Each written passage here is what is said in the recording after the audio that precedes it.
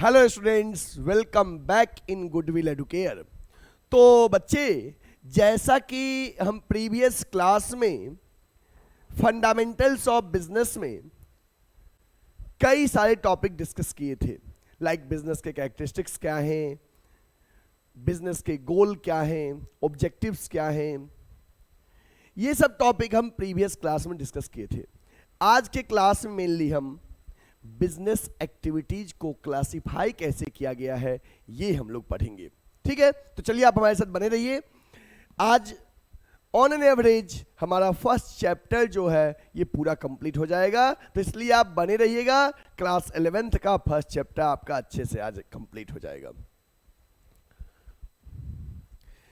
Topic है classification of business activities, कि business activities को कैसे क्लासिफाई किया गया है। तो बच्चे, लिखा है कि business activities can be classified on various basis.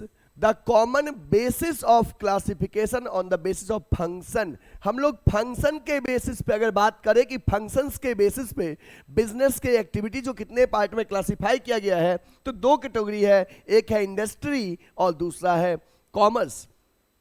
कि फंक्शंस के बेसिस पे बिजनेस के एक्टिविटीज को दो पार्ट में बांटा गया है, इंडस्ट्री और कॉमर्स। जनरली इंडस्ट्री में क्या होता है कि primary industry, secondary industry and tertiary industry आता है, जिसमें हम लोग मेनली रॉ मटेरियल का फिनिश गुड्स में कन्वर्जन करते हैं, और कॉमर्स हमें क्या करता है, पूरे बिजनेस को स्मूथली रन करने में हेल्प करता है। इनके बारे में हम आगे एक टेबल के माध्यम से समझते हैं, चार्ट के माध्यम से।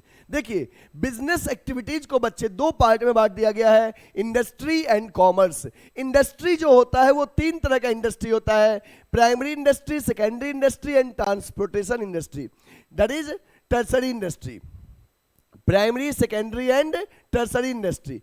प्राइमरी इंडस्ट्री जो होता है वो दो तरह का होता है, एक्सट्रैक्टिव इंडस्ट्री और जेनेटिक इंडस्ट्री। प्राइमरी इंडस्ट्री जो होता है वो दो तरह का होता है, एक्सट्रैक्टिव और जेनेटिक। एक्सट्रैक्टिव में क्या होता है कि हम लोग रॉ मटेरियल का एक्सट्रैक्शन करते हैं, और जेनेटिक में क्या होता है, rearing and breeding of living species.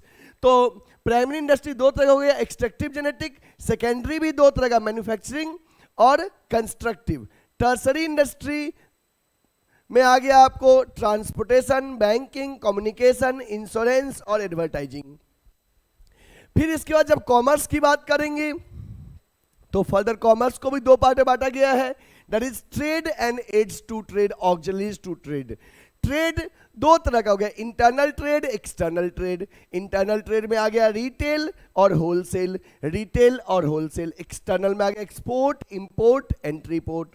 And aids to trade में सेम वही टर्सरी इंडस्ट्री के जो चीजें हैं वो एड्स टू ट्रेड में, transport, communication, banking and finance, insurance और एडवर्टाइजिंग, ये आपका आ गया एड्स टू ट्रेड में। तो आप अगर इसे नोट करना चाहते हैं तो note it, you want to take a screenshot, take it. इसके बारे में हम वन बाय वन डिस्कस आगे के चार्ट के माध्यम से अभी करेंगे पूरे डिटेल में। देखिए, इंडस्ट्री लिखा है, industry refers to an activity, industry refers to an activity which converts raw materials into useful products।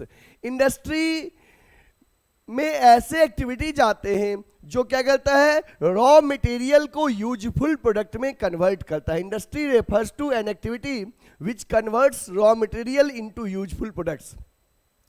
Industry includes activities related to production and processing, as well as activities related to rearing and breeding and reproduction of living animals or any other living species. The purpose of industry is to create form utility। ये important sentence है कि industry का जो purpose होता है वो होता है फॉर्म यूटिलिटी क्रिएट करना, मतलब कि रॉ मटेरियल्स के फॉर्म को वो क्या करता है, चेंज करता है industry. Form utility by converting raw material into useful products or finished products. The term industry is also used to refer to a group of firms producing similar or related goods for example textile industry refers to all the production units related to cloth manufacturing. Cement industry refers to all firms manufacturing cement. Industry may produce consumer goods और capital goods. देखो बच्चे, industry consumer goods भी create कर सकता है और capital goods भी, मतलब इंडस्ट्री दोनों गुड्स क्रिएट करता है, consumer goods as well as capital goods. Industry दोनों गुड्स क्रिएट करता है, consumer goods as well as capital goods.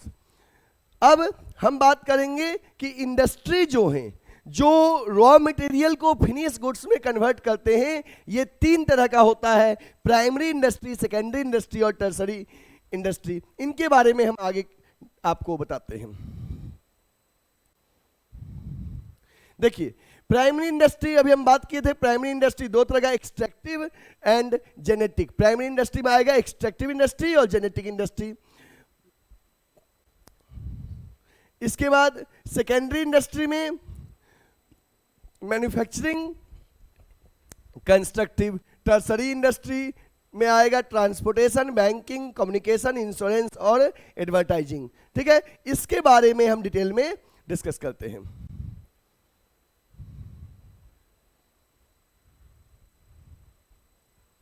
देखिए, primary industry, primary industry, primary industry, primary industry जो है बच्चे, इसमें क्या होता है, हम लोग मेनली रॉ मटेरियल्स को एक्सट्रैक्ट करते हैं। मतलब कि या तो इसमें एक्सट्रैक्टिव की बात करेंगे तो नेचुरल रिसोर्सेज से रॉ मटेरियल का एक्सट्रैक्शन करते हैं, या उसमें जेनेटिक की बात करेंगे तो जो लिविंग स्पीसीज है उसका रियरिंग, ब्रीडिंग एंड रिप्रोडक्शन की बात करते हैं प्राइमरी इंडस्ट्री में। देखिए, primary industry includes all those industry which are concerned with the extraction of natural resources and reproduction of living species. Primary industry में वो सारे इंडस्ट्री आते हैं जो रॉ मटेरियल के एक्सट्रैक्शन से रिलेटेड हैं, and these industries can be further classified into two categories. और ये प्राइमरी इंडस्ट्री को दो पार्ट में बांटा गया है, extractive and genetic. Extractive industries are those industries which involve extraction of something from natural resources. Extractive industry में वो इंडस्ट्री आते हैं जिसमें कि हम लोग कोई चीज नेचुरल रिसोर्सेज से क्या करते हैं, एक्सट्रैक्शन करते हैं, something from natural resources such as mineral from earth, fish from river, timber from forest, and products of extractive industry can be directly used और become the raw material for other industry. जो extractive industry के raw material हैं, product हैं, वो या तो हम raw material के लिए यूज कर सकते हैं अदर इंडस्ट्री के लिए, या उसका डायरेक्ट यूज कर सकते हैं। Genetic industries involve the activities of rearing and breeding of living organism, that is birds, plants, animals are known as genetic industries. For example, rearing of cattle for milk, dairy farms, poultry farms, rearing of plants in nursery, growing fish in pond, that is pisciculture, included genetic industry. बच्चे, primary industry दो तरह का हुआ, extractive, genetic. Extractive में हमने क्या किया, natural resources से एक्सट्रैक्शन किया, और जेनेटिक में रियरिंग एंड ब्रीडिंग। आपको ध्यान रखना है समटाइम्स कि अगर मैं आपसे फिशिंग की बात करूंगी, फिशिंग की बात करूंगा, फिशिंग, तो फिशिंग जो है ये एक्सट्रैक्टिव में आ रहा है, और वहीं पे पीसी कल्चर की बात करूंगा तो ये जेनेटिक में आ रहा है। पीसी कल्चर जेनेटिक में और फिशिंग एक्सट्रैक्टिव में। फिशिंग में क्या होता है, हम लोग मछली पकड़ते हैं, मछली पकड़ना मींस एक्सट्रैक्शन, और पीसी कल्चर में मछली का पालन करना, that is genetic. Okay, note कर लीजिए इसको, note it. Next, secondary industry. Secondary industry, secondary industry में लिखा गया है बच्चे कि the secondary industry makes use of products which are extracted and produced by primary industry as their raw materials produce finished products. For example, mining of iron ore is done in primary industry, but steel manufacturing is done in secondary industry. देखो बच्चे, जो mining का work है ये primary में आया, और steel manufacturing जो होगा वो सेकेंडरी में आएगा। सेकेंडरी इंडस्ट्री दो तरह के होते हैं, एक मैन्युफैक्चरिंग इंडस्ट्री और दूसरा कंस्ट्रक्टिव इंडस्ट्री। सेकेंडरी इंडस्ट्री दो तरह का, प्राइमरी भी दो तरह का, प्राइमरी में था एक्सट्रैक्टिव और जेनेटिक, और सेकेंडरी भी दो तरह का, दैट इज मैन्युफैक्चरिंग और कंस्ट्रक्टिव। इसके बारे में आगे डिटेल में पढ़ते हैं, मैन्युफैक्चरिंग और कंस्ट्रक्टिव के बारे में। देखो मैन्युफैक्चरिंग में क्या होता है, मैन्युफैक्चरिंग इंडस्ट्री में हम लोग रॉ मटेरियल को फिनिश गुड्स में कन्वर्ट करते हैं। मैन्युफैक्चरिंग इंडस्ट्री आपको दो तरह का गुड्स प्रोड्यूस करता है, एक कंज्यूमर गुड्स और एक capital goods. Manufacturing industry produce two types of goods, consumer goods and capital goods. Consumer goods वो गुड्स होता है जो हम कंज्यूमर्स डायरेक्टली कंज्यूम करते हैं। जैसे मान लो जो ब्रेड है, बटर है, टूथपेस्ट है, ये हम लोग डायरेक्ट कंज्यूम करते हैं, that is consumer goods. Industrial goods या कैपिटल गुड्स होता है ऐसे गुड्स जो इंडस्ट्री यूज करेगा अदर गुड्स को बनाने के लिए, वो इंडस्ट्रियल गुड्स कहलाता है। तो बच्चे मैन्युफैक्चरिंग इंडस्ट्री दो तरह के गुड्स प्रोड्यूस करता है, एक तो हो गया आपका कंज्यूमर गुड्स और दूसरा हो गया आपका industrial goods. The goods which can be directly consumed by the consumer are known as consumer goods। ऐसे गुड्स जो डायरेक्टली कंज्यूमर कंज्यूम करता है उसे कंज्यूमर गुड्स कहते हैं। एग्जांपल है क्लॉथ, ऑयल, सोप, ब्रेड, ये सब कंज्यूमर गुड्स के एग्जांपल हैं। एंड इंडस्ट्रियल गुड्स वो होता है जो फर्म यूज करेगा दूसरा गुड्स को बनाने के लिए, एग्जांपल है मशीनरी, इक्विपमेंट्स, टूल्स, ये सब आपका इंडस्ट्रियल गुड्स में आएगा। ठीक है, नोट इट।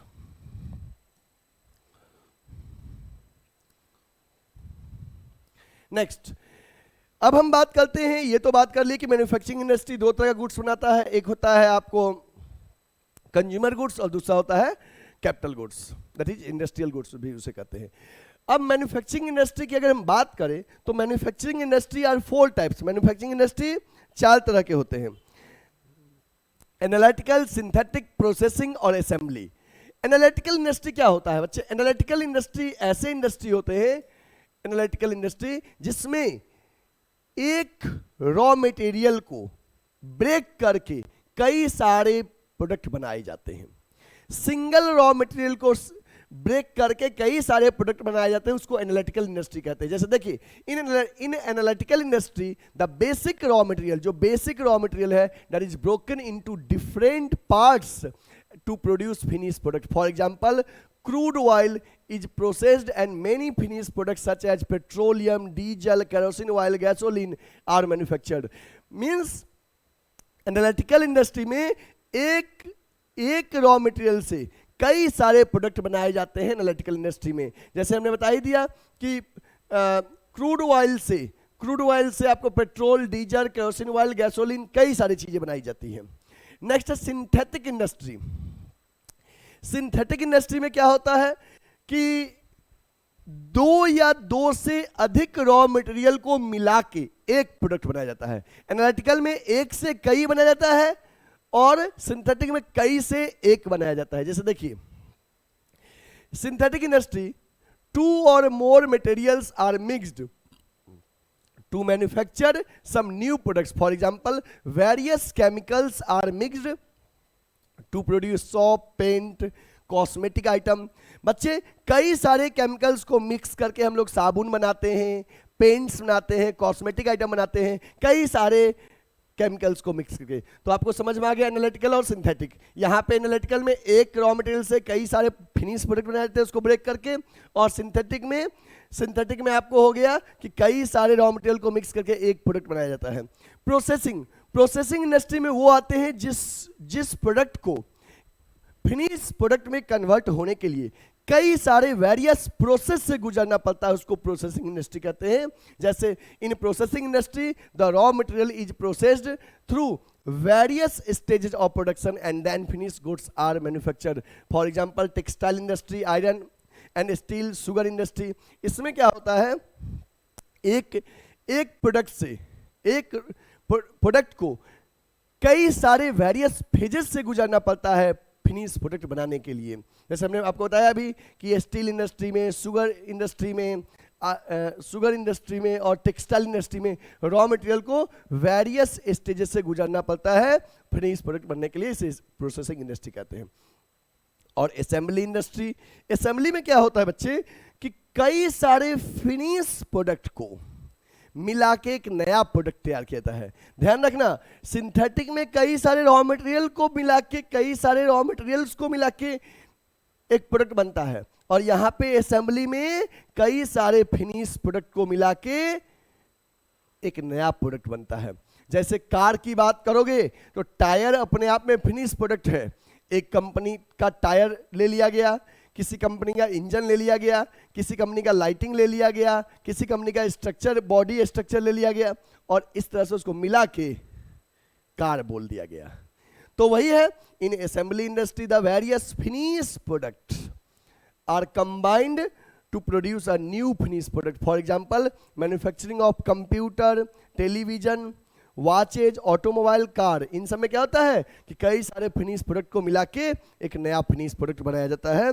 ये बच्चे आपका हो गया। इस तरह से हमने मैन्युफैक्चरिंग के टाइप्स बता दिया। अब हम बात करेंगे बच्चे कंस्ट्रक्टिव इंडस्ट्री की। कंस्ट्रक्शन इंडस्ट्री, कंस्ट्रक्शन इंडस्ट्री क्या होता है? कंस्ट्रक्शन इंडस्ट्री ऐसे इंडस्ट्री होते हैं जो मेनली ब्रिज के कंस्ट्रक्शन, बिल्डिंग के कंस्ट्रक्शन, इन चीजों का कंस्ट्रक्शन करते हैं। देखिए, these industries are concerned with the construction of building, dam, roads. These industries use the products of manufacturing industry such as cement, iron, steel, lime. The unique feature of these industries is that their products cannot be transferred or shifted to market. They are constructed and remain at fixed site only. देखिए, construction industry में क्या होता है कि जो product बना है वो कहीं और शिफ्ट नहीं कर सकते हैं। बिल्डिंग यहां बना है तो यहीं रहेगा, है ना? रोड जहां बना है वहीं रहेगा, ब्रिज जहां बना है वहीं रहेगा। कंस्ट्रक्टिव इंडस्ट्री के जो प्रोडक्ट है वो जनरली फिक्स साइट पे रहते हैं, जल्दी उसको चेंज नहीं करते। और कंस्ट्रक्टिव इंडस्ट्री जो है मैन्युफैक्चरिंग इंडस्ट्री के प्रोडक्ट का यूज करता है। जैसे ब्रिज बनने के लिए आपको सीमेंट लगेगा ही लगेगा, ठीक है। नेक्स्ट बात करते हैं बच्चे टर्सरी और सर्विस इंडस्ट्री। टर्सरी और सर्विस इंडस्ट्री, टर्सरी इंडस्ट्री क्या होता है? टर्सरी इंडस्ट्री में मेनली सर्विस सेक्टर की बात करते हैं, जो प्राइमरी और सेकेंडरी इंडस्ट्री को हेल्प करता है उनके द्वारा बनाए गए प्रोडक्ट को कंज्यूमर्स तक पहुंचाने के लिए। मतलब ये टर्सरी इंडस्ट्री प्राइमरी और सेकेंडरी इंडस्ट्री को स्मूथनेस प्रोवाइड करता है। चलिए देखते हैं डिटेल में इसके बारे में।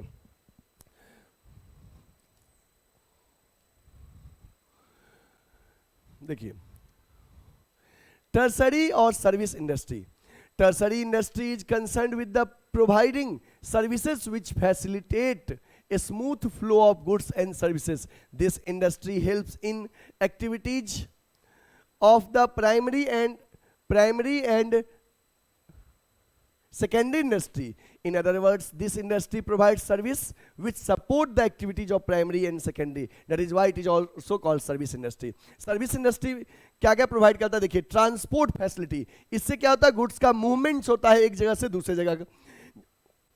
बैंकिंग फैसिलिटी, इससे क्या होता है? फर्म को ट्रेडिंग करने में हेल्प होता है। इंश्योरेंस क्या करता है? रिस्क का कवरेज करता है। वेयर हाउसिंग, प्रोडक्ट को जनरली क्या होता है कि प्रोडक्ट को का प्रोडक्शन और कंजम्पशन में टाइम गैप होता है, तो वेयर हाउसिंग क्या करता है? स्टोरेज का प्रोवाइड करता है फैसिलिटीज। और एडवर्टाइजिंग क्या करता है? हमें प्रोडक्ट के रिगार्डिंग कंज्यूमर्स को नॉलेज देता है। तो ये आपके टर्सरी और सर्विस इंडस्ट्री के ये आपको फैसिलिटीज और सर्विसेज हो गए। नेक्स्ट बच्चे, अब बात करते हैं कॉमर्स की। तो कॉमर्स में क्या आएगा? तो कहता है commerce refers to all those activities which helps directly और indirectly in the distribution of goods to ultimate consumers. Commerce में वो सारे फैसिलिटीज आएंगे जो कंज्यूमर्स तक गुड्स को डिस्ट्रीब्यूट करने में हेल्प करता है। There will be no use of producing goods unless and until these goods reach to ultimate consumers. मतलब कि कहता है ना, प्रोडक्शन का कोई मतलब नहीं है जब तक कि वो गुड्स कंज्यूमर्स तक पहुंच ना जाए। Goods are produced at one place and consumers are scattered at different places. The consumers are not aware of what kind of goods are produced by the manufacturer. Goods are produced in large quantity and demanded by consumers at a small quantity. All the problems of hindrances of place, knowledge, storage are solved by commerce. Commerce को दो part में बांट दिया गया है, trade और auxiliaries to trade, that is aids to trade.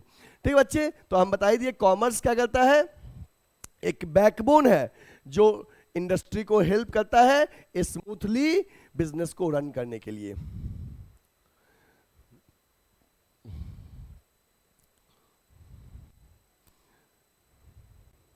चलिए हम देखते हैं one by one functions of commerce. तो कॉमर्स में फंक्शंस है, it helps in removing the hindrance of person. कि कॉमर्स क्या करता है, जो पर्सन के बीच के हिंड्रांस हैं उसको ये दूर करता है और कंज्यूमर्स और ट्रेडर के बीच में एक लिंक क्रिएट करता है. A large variety of goods are produced by a group of persons called producer. मतलब कई लोग गुड्स बनाते हैं, उन्हें प्रोड्यूसर कहते हैं. These goods are produced for another group that is called consumers. जो बनाता है उसे प्रोड्यूसर और जिसके लिए बनाया जाता है उसको consumer. There is no direct relation between producer and consumer. The trade segment of commerce creates a link between producer and consumer. Trader help in exchange of goods and services from the producer to consumer and hence remove the hindrance between producer and consumer. और producer और consumers के बीच के hindrance को क्या करता है, trade segment remove करता है, जो persons के hindrance of person है. नेक्स्ट है hindrance of place. hindrance of place क्या करता है, देखो बच्चे, प्रोडक्ट बनता है फैक्ट्री में but consumption all over world होता है. अब कैसे उन्हें एक जगह प्रोडक्शन प्लेस से लेके कंज्यूमर्स के कंजम्पशन प्लेस तक उनको मूवमेंट्स करेंगे, तो ये क्या करता है, प्लेस के गैप को ट्रांसपोर्टेशन दूर करता है. चाहे वो रोडवेज की बात करें, चाहे एयरवेज की बात करें, चाहे ट्रांसपोर्टेशन के मोड्स कुछ भी हो, ये ट्रांसपोर्टेशन जो है, जो प्लेस गैप है प्रोडक्शन और कंजम्पशन का, इसको दूर करता है. देखिए, goods are produced at one place where consumers are scattered in different corners of the country. There is a place gap between producer and consumer.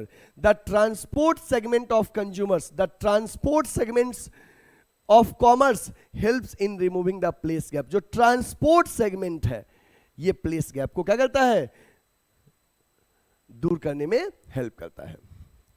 Next है आपका helps in removing the hindrance of time. अब time का क्या होता है, production एक particular time period में होता है, ऐसा हो सकता है प्रोडक्शन एक पर्टिकुलर टाइम पीरियड में होता है, consumption all over the year होता है. जैसे कुछ ऐसे चीजें, जैसे मान लो सब्जी का प्रोडक्शन एक पर्टिकुलर टाइम पीरियड में होता है बट कंजम्पशन होल ईयर होता है, तो उसको स्टोर करते हैं साल भर यूज करने के लिए. और कई बार होता है प्रोडक्शन साल भर होता है, कंजम्पशन पर्टिकुलर टाइम में होता है, जैसे वुलन क्लॉथ, एसी कूलर का प्रोडक्शन साल भर होता है बट कंजम्पशन. तो ये क्या करता है, वेयर हाउसिंग स्टोरेज प्रोवाइड करता है, जिससे कि जो आपका टाइम गैप है प्रोडक्शन और कंजम्पशन के बीच में, इसको दूर कर सके. देखिए, some goods are produced in a particular season only but demanded throughout the year. For example wheat, rice, pulse, इसका प्रोडक्शन एक पर्टिकुलर सीजन में होता है बट डिमांड साल भर होता है. तो ये गैप जो है प्रोडक्शन और कंजम्पशन के बीच का, इसको वेयर हाउसिंग दूर करता है. On the other hand, some goods are produced throughout the year but are demanded particular season. There is a time gap between production and consumption. The goods need to be kept safe and fresh during the time. Warehousing segment of commerce helps in removing the gap. तो time gap को कौन दूर करता है, warehousing. Next बच्चे आपका है hindrance of exchange. Removing the hindrance of exchange.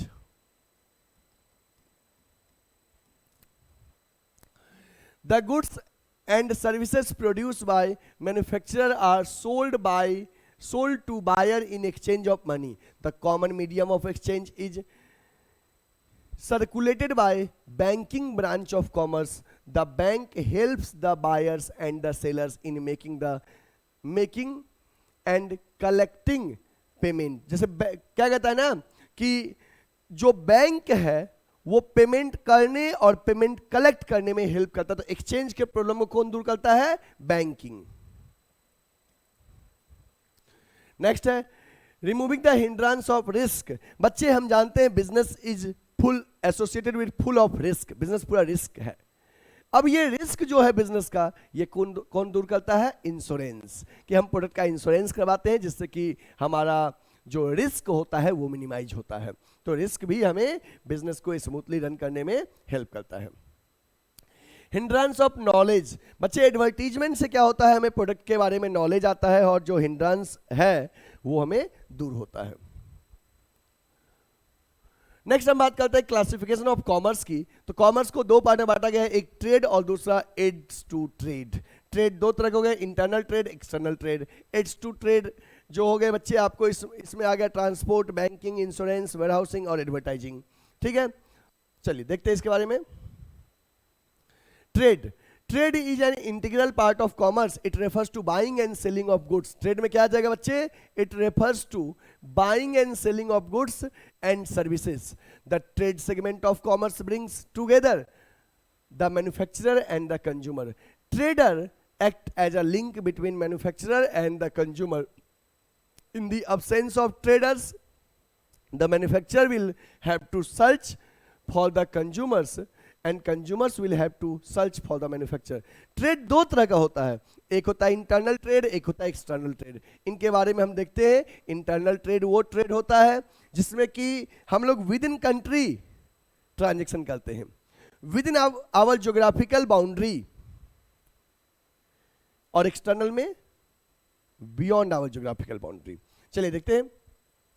Internal trade refers to buying and selling of goods और services within the geographical boundaries of country. It is also known as home trade. Under internal trade goods and services are bought and sold in the home currency only.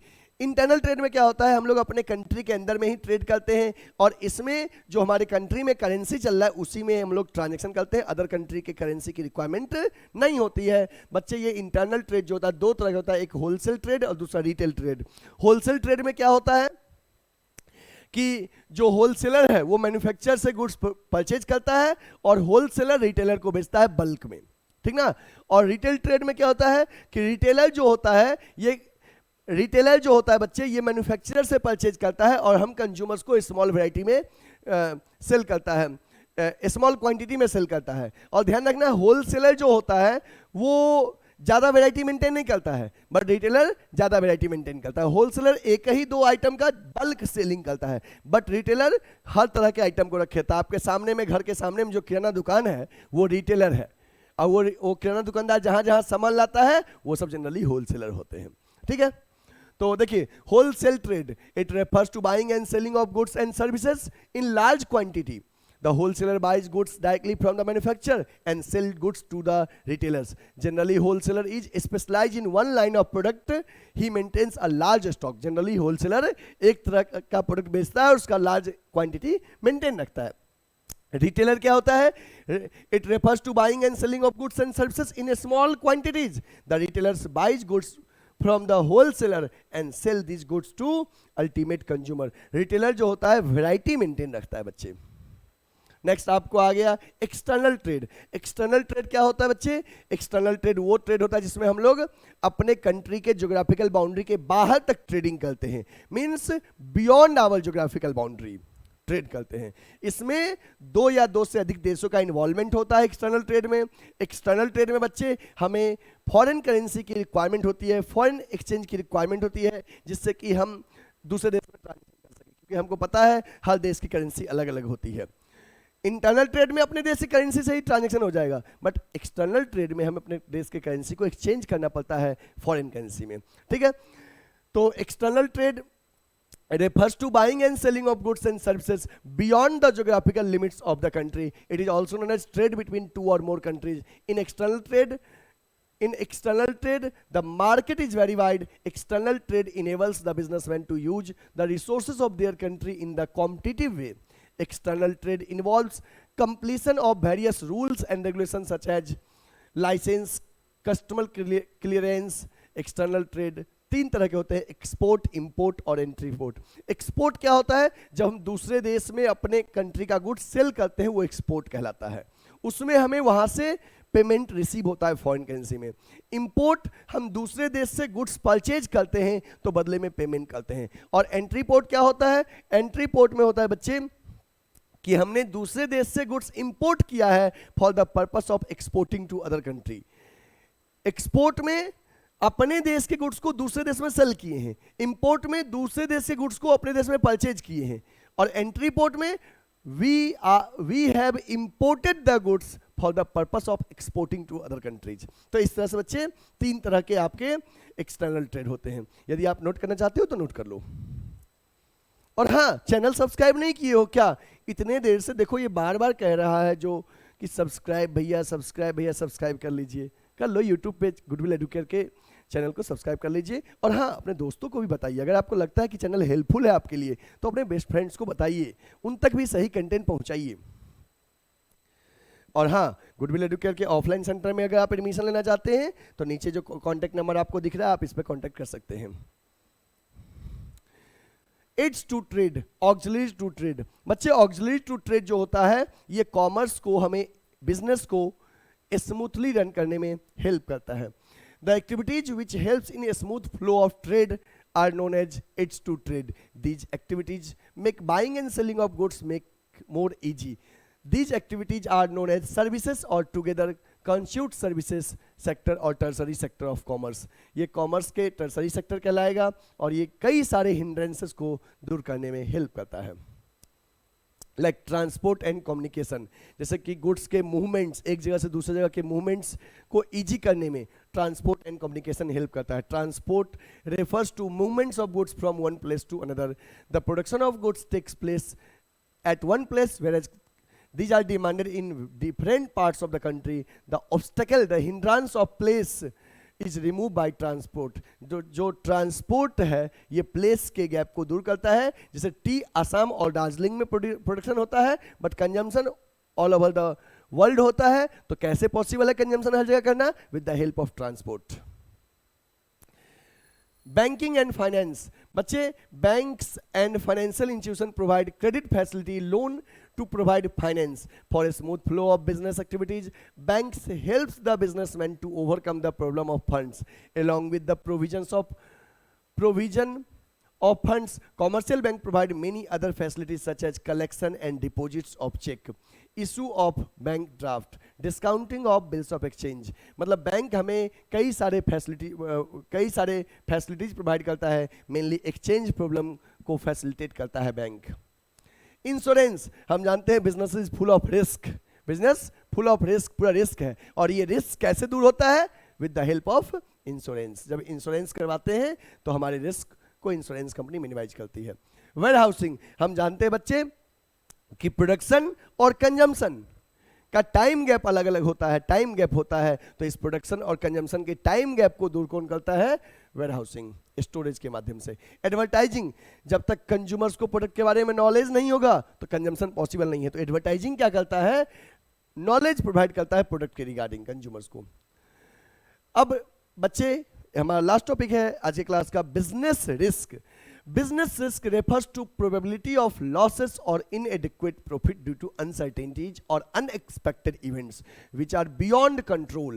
Business risk क्या है? Possibilities और possibilities of loss, loss के possibilities या ऐसी चीजें जो हमारे control के क्या है? बाहर है। For example, demand for product में decline due to change in taste and preferences of the customers और due to change in fashion और due to change in competitors policy. तो इसलिए बिजनेस क्या है? रिस्क से एसोसिएटेड है। तो बिजनेस रिस्क क्या क्या होते हैं? तो nature of business risk, why business risk is arises और बिजनेस रिस्क के फीचर्स। तो arise due to uncertainties, business में फुल ऑफ रिस्क है और इन अनसर्टेनिटीज की वजह से ही बिजनेस रिस्क अराइज होता है। It is an essential part of every business. Business risk जो है essential part of her business का है, हर बिजनेस में रिस्क एसोसिएटेड है। Degree of risk depends upon the nature and size of business. जो business के रिस्क का degree है ये बिजनेस के नेचर पे डिपेंड करता है। हर बिजनेस में एक जैसा रिस्क नहीं होता है और बिजनेस के साइज पे भी रिस्क डिपेंड करता है। बिजनेस जितना बड़ा रहेगा रिस्क उतना ज़्यादा रहेगा। और profit is the reward for bearing risk. बच्चे हम लोग रिस्क लेते हैं, उसका रिवार्ड है प्रॉफिट। हमने बता भी दिया business risk arise due to uncertainties. Uncertainties means when you are not sure what is going to happen in future. Common example uncertainties are change in demand, government policy, technology. Business risk is arises due to uncertainty. Risk is essential parts of every business. Risk is an important characteristics of business. No business can avoid risk through degree of risk may vary. Business, कोई business risk को avoid नहीं करता है, but risk जो होता है business to business very करता है। Degree of risk depends upon the nature and size of business. बच्चे किस बिजनेस में कितना रिस्क रहेगा ये बिजनेस के साइज पे डिपेंड करता है। बिजनेस जितना ज़्यादा बड़ा रहेगा रिस्क उतना ज़्यादा रहेगा, और नेचर पे भी रिस्क डिपेंड करता है, जैसे फैशन वाले गुड्स में रिस्क ज़्यादा होता है। और profit is the reward for bearing risk. हम जानते हैं कि हम लोग बिजनेस करते हैं, मेन मोटिव होता है हमारा प्रॉफिट अर्न करना, तो profit is the reward for taking risk. हम लोग रिस्क लेते हैं, इसी का रिवार्ड प्रॉफिट होता है। इसके बाद हम बात करते हैं causes of business risk. Business risk के कॉजेज क्या है? एक है economic cause, second one is natural cause, human cause and physical cause. इनके बारे में हम डिस्कस करते हैं। Causes of business risks. Natural cause. Nature is independent phenomenon and human beings have no control over natural calamities like earthquake, flood, drought, famine. बच्चे इस पे हमारा कंट्रोल नहीं होता है। तो बच्चे जो नेचुरल कॉज है वो किस वजह से होता है? नेचुरल कॉज, नेचुरल कॉज होता है अर्थक्वेक, फ्लड, ड्रॉट, फेमाइन, ये नेचुरल कॉज में आ गया। ह्यूमन कॉज, जैसे कि जो ह्यूमन बीइंग के कारण हो, जैसे कि कोई मान लो कि पर्सन है जो सही से मशीन को रन नहीं कर रहा है, उस वजह से जो लॉसेस होगा वो आ जाएगा human cause. Human cause are related to chance of loss due to human being और employ of the organisation. The dishonesty of employ, employ अगर डिसऑनेस्ट है उसकी वजह से लॉस होगा ह्यूमन कॉज में। Can bring heavy loss for the business. Employ में leak the business secret, अगर एम्प्लॉय बिजनेस सेक्रेट को लीक कर देगा हमारा तो उसकी वजह से हमें लॉस अराइज होगा। Secrets to competitors and may commit fraud, और फ्रॉड अगर करता है एम्प्लॉयज में बी केयरलेस और may mishandle the machinery and resources which can bring a heavy loss और द वेस्टेज ऑफ रिसोर्सेज। तो बच्चे एक तो नेचुरल कॉज हो गया, इसमें आपका अर्थक्वेक, फ्लड, ड्रॉट, फेमाइन आ गया। ह्यूमन कॉज में एम्प्लॉय के डिसऑनेस्टी और मिस हैंडलिंग ऑफ मशीन और केयरलेसनेस की वजह से जो लॉस आएगा। और इकोनॉमिक कॉज क्या होता है? Economic cause are related to the chance of loss और change in market condition, change in price और fluctuation in market. There can be change in fashion, fashion की वजह से चेंज, टेस्ट एंड प्रेफरेंसेस की वजह से जो डिमांड में चेंज होता है, इस तरह के लॉसेज जो होता है ये इकोनॉमिक कॉज में आता है। या गवर्नमेंट के पॉलिसीज में चेंजेस की वजह से जो लॉस आएगा इकोनॉमिक कॉज में। Physical causes, all the causes which result in damage of assets और considered as physical causes. For example, change in technology may result in machinery being outdated. Use of old technology or mechanical defects may also result in demands for assets as bursting of boiler, accidents of employ, ये आपका आएगा physical cost. तो बच्चे इस तरह से आपका business के रिस्क में चार तरह के हो गए, नेचुरल, ह्यूमन, इकोनॉमिक और कैपिटल फिजिकल। चार बिजनेस के रिस्क आपके हो गए। और इस तरह से हमारा चैप्टर पूरा कंप्लीट हो गया। और आप लोग जो भी बच्चे हमारे पूरे सेशन को अटेंड किए हैं, अगर अभी तक लाइक नहीं किए तो लाइक कर लीजिए, सब्सक्राइब नहीं किए तो सब्सक्राइब कर लीजिए, और हाँ बेल आइकन जरूर दबा लीजिएगा जिससे कि वीडियो अपलोड होते ही सबसे पहले इंफॉर्मेशन आपको मिले। गुडविल एडुकेयर के ऑफलाइन सेंटर जो लंका पे है, जो भी बच्चे एडमिशन लेना चाहते हैं ऑफलाइन सेंटर में गुडविल एडुकेयर के लंका वाराणसी पे, आप गूगल मैप के थ्रू आ सकते हैं। हमारे इंक्वायरी नंबर पे आप हमसे कांटेक्ट कर सकते हैं, और इस क्यूआर को स्कैन करके आप गूगल प्ले से गुडविल एडुकेयर का ऐप डाउनलोड कर सकते हैं, या डायरेक्टली सर्च भी करेंगे गुडविल एडुकेयर तो इस तरह के आपके लोगों के साथ हमारा प्ले स्टोर पे ऐप है, डाउनलोड कर लीजिए। और हाँ, अपने फ्रेंड्स को भी ये वीडियो शेयर कीजिए ताकि उन तक भी सही कंटेंट पहुंच सके। कई बच्चे कमेंट करते रहते हैं कि सर कौन कौन से कोर्सेस आपके यहाँ कोचिंग में चलता है, तो हमारे यहाँ चलता है 11th commerce, 12th commerce English medium में। CUET में बीकॉम एंड एमकॉम के कोर्सेज चलते हैं, और BCom first, second, third year की क्लासेस चलती है। मतलब गुडविल एडुकेयर एक ऐसा कॉमर्स कोचिंग है जहाँ पे प्योर कॉमर्स कोचिंग होता है, जहाँ पे स्पेशलाइजेशन है कॉमर्स में। ठीक है, तो ठीक है बच्चे, यहीं तक, तब तक के लिए अपना ध्यान रखिएगा, फिर मिलते हैं नेक्स्ट लेक्चर में। Thank you, take care.